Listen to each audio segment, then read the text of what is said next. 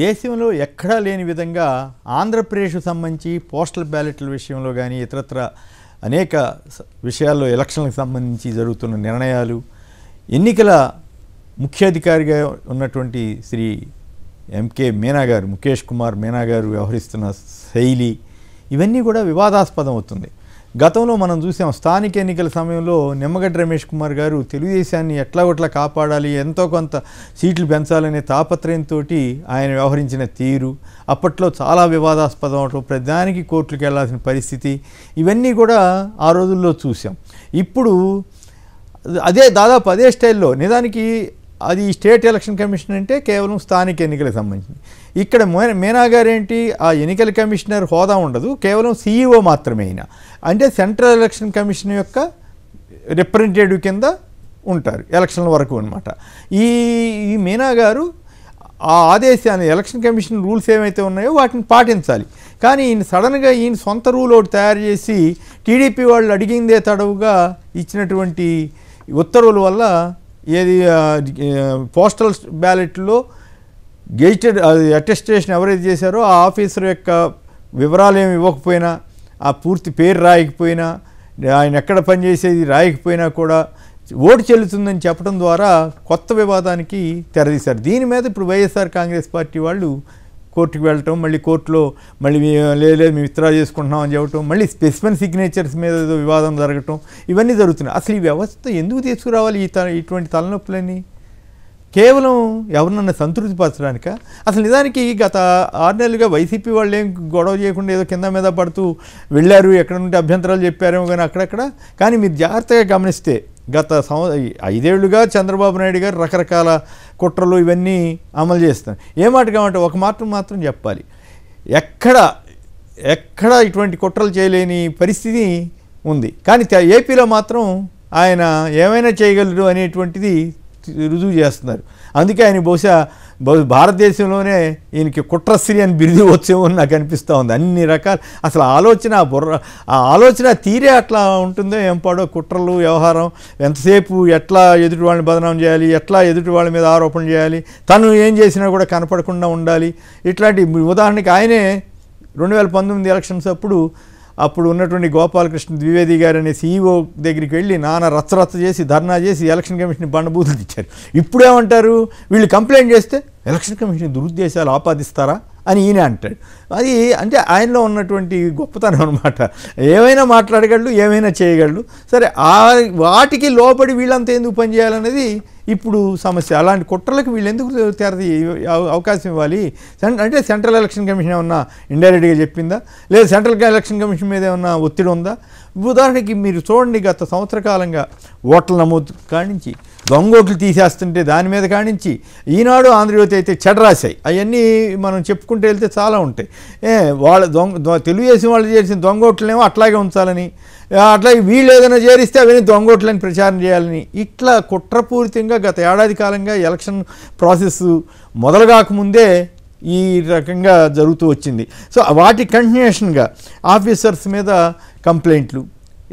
అసలు పురంధరేశ్వరి గారు ఆ కంప్లైంట్ రాయటం ఏంటో, 22 మంది ఆఫీసర్ల మీద కొంతమందిని అపాయింట్ చేయాలని సూచించడం ఏంటో, వెంటనే ఎలక్షన్ కమిషన్ స్పందించి డీజీపీతో సహా అందరినీ మార్చేసింది. వాళ్ళ మీద పలానా అభియోగం ఉంది, ఇది వాస్తవమా కాదని నిర్ధారించుకోవాలి, ఏం అక్కర్లేదు, అయిపోయింది. సరే, అది సెంట్రల్ ఎలక్షన్ కమిషన్ చేసి ఆ తర్వాత ఇప్పుడు పోస్టల్ బ్యాలెట్కి సంబంధించి అంతేకాదు, మాచర్లో ఇప్పుడు ఇక్కడ 2 పాయింట్లు ఉన్నాయి. ఒకటి, వాళ్ళకి కావాల్సిన ఆఫీసర్లను వేసుకోవటం. 2, తెలుగుదేశం రిగ్గింగ్ అవకాశం ఉన్న చోటేమో పోలీసులను పెట్టకుండా వదిలేయటం. చాలా ఒకళ్ళు ఏదో నామమాత్రంగా. వైసీపీకి ఎక్కువ ఓట్లు పడతాయనో, పోని వాళ్ళు రిగ్గింగ్ చేస్తారని అనుమానం ఉన్న చోటేమో విపరీతమైనటువంటి పోలీస్ బలగాలని, సెంట్రల్ ఫోర్సెస్ని పెట్టారట. నేనేమంటాను, వాళ్ళకి ఓట్లు పడినా వీళ్ళకి ఓట్లు పడినా 2 చోట్ల సమానంగానే ఉండాలి కదా పోలీస్ ఫోర్స్ అన్నది. ఎందుకు ఇట్లా చేశారు? ఇది కూడా కుట్రగానే కనపడుతుంది కదా. అంతేకాకుండా ఇప్పుడు తాజాగా పోస్టల్ బ్యాలెట్ వ్యవహారం, పోస్టల్ బ్యాలెట్లో సంతకం ఉంటే సరిపోద్దంటే ఇది ఇక్కడే కీలకమైన పాయింట్ అని ఇప్పుడు తాజాగా వస్తున్న సమాచారం. దొంగ ఓట్లకి ఆస్కారం ఇచ్చారు. అంటే కొంతమంది వివరాలు ఏమి రాయకుండానే ఆఫీసర్ సంతకంతో లేకపోతే వీళ్ళే సంతకం చేసేసో దొంగ ఓట్లు వేసి దాంట్లో పడేశారని. ఇప్పుడు అవన్నీ బయటకు వస్తే అవన్నీ చెల్లకుండా పోతాయి. తెలుగుదేశం వాళ్ళు అందుకే లేదు అటెస్టేషన్ చేసినటువంటి అధికారి యొక్క వివరాలు లేకపోయినా కూడా ఎలా చేయాలి అని చెప్పడం, వెంటనే ఈయన ఆదేశాలు ఇచ్చేయటం. ఈయనకి అసలు ఏం సంబంధం? ఎలక్షన్ కమిషన్ పంపించాలి, వాళ్ళ నుంచి క్లారిఫికేషన్ తీసుకోవాలి. అప్పుడు వీళ్ళు వైసీపీ వాళ్ళు దాంట్లో డిఫరెన్స్ ఆఫ్ ఒపీనియన్ ఉంటే వాళ్ళు అప్పుడు కోర్టుకు వెళ్తారు, ఏదో జరుగుతుంది. కానీ ఈయనే ఇచ్చేసరికి అనుమానం వస్తూ ఉంది. ఈయన కూడా ఈ ఒత్తిడికి లొంగారా, అనవసరమైన విమర్శలకు గురవుతున్నారా, ఏమిటి ఈయనకు వచ్చిన ఇబ్బంది ఏమిటి అనేది ప్రశ్న వస్తుంది. పోనీ ఈయన తోటి అధికారులు ఉన్నారు కదా తెలంగాణలో, మరి మీరు తెలంగాణ అసెంబ్లీ ఎలక్షన్స్ కూడా ఒక్క గొడవ కూడా సీఈఓ మీద రాలేదు కదా, మరి ఆయన అడగొచ్చు కదా ఎట్లా ఇటువంటి చేయొచ్చా చేయకూడదా అని. పోనీ ఒడిశాలో అసెంబ్లీ ఎలక్షన్ జరుగుతున్నాయి కదా, అన్ని దేశం అంతా పార్లమెంట్ ఎలక్షన్ జరుగుతున్నాయి, ఇప్పుడు పార్లమెంట్ ఎలక్షన్ జరుగుతున్నాయి కదా తెలంగాణలో కూడా. మరి వాళ్ళని అడిగి ఏంటి మీరేం చేస్తున్నారు, ఇక్కడ ఇట్లా వచ్చింది, ఇది ఎలా చేయొచ్చా చేయకూడదా అని అడగొచ్చు కదా, అది అడగల. అంటే కేవలం మిగతా రాష్ట్రాలతో సంబంధం లేకుండా వాళ్ళు అసలు అట్లాంటి అమలు చేయకపోయినా, ఇక్కడ మాత్రమే వివరాలు ఏమి ఇవ్వకపోయినా ఆ ఓటుని చెల్లుబాటు చేయాలి అని చెప్పడం ద్వారా దొంగ ఓట్లని ప్రోత్సహించినట్లయింది. దొంగ ఓట్లన్నింటినీ కౌంట్ చేయడానికి అవకాశం ఉంది అనేది ఇప్పుడు వస్తున్నటువంటి జనంలో ఉన్నటువంటి అభిప్రాయం. సో వీటన్నిటికీ కారణం ఏంటంటే కుట్రలు, ఈ కుట్రలు కుతంత్రాలు, వీటన్నిటికీ ఈ అట్లాగే స్పెసిమెన్ సిగ్నేచర్స్ వల్ల కూడా కొత్త సమస్యలు వస్తాయి. కొన్ని వేల మంది 1000 మందికి పైగా వాళ్ళ స్పెసిఫిక్ సిగ్నేచర్ తీసుకోవాల్సి ఉంటుంది. దాంట్లో కూడా మళ్ళీ తనకి నచ్చిన ఓటు అనుకోండి ఎలో చేయటం, నచ్చని ఓటు అనుకోండి తోసిపుచ్చడం, ఇట్లాంటివి జరిగే ప్రమాదం కూడా ఉంది. అయితే దొంగ ఓట్ల కోసమే ఈ పోస్టల్ బ్యాలెట్లలో ఈ కొత్త రూల్ తీసుకొచ్చారనేటువంటి భావన రావటం దురదృష్టకరం. రాజ్యాంగాన్ని పరిరక్షించవలసిన ఎన్నికల సంఘం కానీ, దానికి ప్రతినిధిగా ఉన్న సీఈఓ గారు కానీ వాళ్ళు చేసిన రూల్స్నే వాళ్ళు పాటించాలని కోర్టుకు వెళ్లాల్సిన దౌర్భాగ్య పరిస్థితి ఆంధ్రప్రదేశ్లో వచ్చిందంటే ఇంకేం చెప్పాలి. మరి వాళ్ళు చేసిన రూల్స్కి భిన్నంగా సీఈఓ గారు ఇచ్చిన తర్వాత దీన్ని మరి ఏ రకంగా చూడాలి? సో ఈ నేపథ్యంలో ఈ రూల్స్, ఈ గొడవలు, పైగా ఇంకొక పాయింట్ ఏంటి, ఇటువంటి ఏమైనా మార్పులు చేర్పులు ఉంటే ఎలక్షన్కి ముందు జరగాలి, పోలింగ్కి ముందు జరగాలి, లేదా ట్రైనింగ్ ఇచ్చేటప్పుడే ఈ రూల్స్ అన్నీ పెట్టాలి. కానీ కౌంటింగ్ ముందు పెట్టడం అనుమానం వస్తుంది. అంటే ఓవరాల్గా 5 లక్షల ఓట్లు పోలే అనుకుందాం, యావరేజ్న ప్రతి నియోజకవర్గానికి 2850 ఓట్లు అవుతాయి.